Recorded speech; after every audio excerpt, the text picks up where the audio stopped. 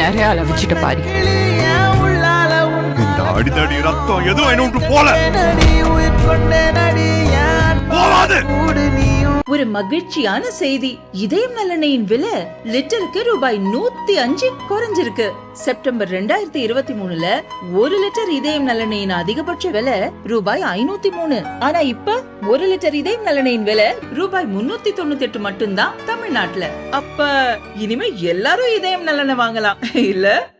ஜம்மு காஷ்மீரின் பஹல்காமில் ஏப்ரல் 22 பயங்கரவாதிகள் நடத்திய தாக்குதலில் நேபாள நாட்டைச் சேர்ந்த ஒருவர் உட்பட 26 சுற்றுலா பயணிகள் சுட்டுக் கொல்லப்பட்டனர். பாகிஸ்தானைச் சேர்ந்த பயங்கரவாதிகள் இந்த தாக்குதலில் ஈடுபட்டது விசாரணையில் தெரிந்தது. பயங்கரவாதிகளை தொடர்ந்து ஆதரிக்கும் பாகிஸ்தான் அரசுக்கு இந்தியா கடும் கண்டனம் தெரிவித்தது. எனினும் இந்தியாவின் குற்றச்சாட்டை பாகிஸ்தான் தொடர்ந்து மறுத்து வருகிறது. போர் நிறுத்த ஒப்பந்தத்தை மீறி காஷ்மீரில் சர்வதேச எல்லையை ஒட்டியுள்ள பகுதிகளில் பாகிஸ்தான் ராணுவம் தாக்குதல் நடத்தி வருகிறது. பாகிஸ்தானின் தாக்குதலுக்கு இந்திய ராணுவ வீரர்கள் உரிய பதிலடி கொடுத்து வருகின்றனர். இன்னொரு பக்கம் பஹல்காம் தாக்குதலை நடத்திய பயங்கரவாதிகள் அவர்களை ஆதரிக்கும் பாகிஸ்தானுக்கும் பதிலடி கொடுக்க மத்திய அரசு தயாராகி வருகிறது. முன்னதாக பாகிஸ்தானுடனான அனைத்து உறவையும் இந்தியா உடனடியாக துண்டித்தது. இந்தியாவில் வசிக்கும் பாகிஸ்தானியர்களை உடனே வெளியேற்றவும் நடவடிக்கை எடுக்கப்பட்டது. பாகிஸ்தானுக்கு செல்லும் செனாப் நதிநீரை இந்தியா நிறுத்தியதால் பாகிஸ்தான் ஆளுகைக்கு உட்பட்ட அந்நாட்டின் பல பகுதிகள் கடும் வறட்சியை சந்தித்துள்ளன. இந்தியாவின் இந்த செயலுக்கு பாகிஸ்தான் கடும் கண்டனம் தெரிவித்துள்ளது. இதுகுறித்து சர்வதேச அரங்கில் குற்றச்சாட்டை முன்வைத்துள்ளது.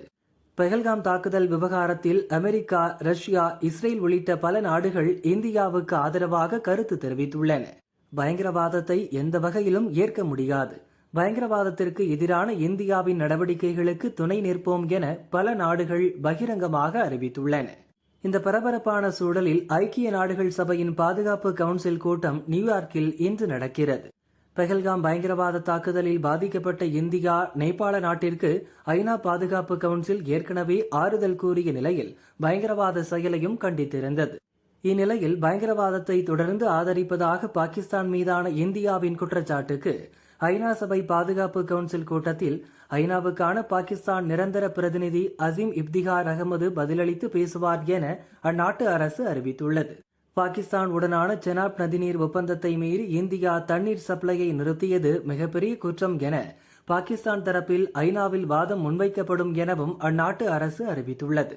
ஜம்மு காஷ்மீர் விவகாரம் மற்றும் இந்தியா, பாகிஸ்தான் இடையே தற்போது ஏற்பட்டுள்ள நதிநீர் பிரச்சினைக்கு தீர்வு காண ஐநாவின் தலையீடு தேவை என பாகிஸ்தான் வலியுறுத்த உள்ளதாகவும் தகவல் வெளியாகியுள்ளது.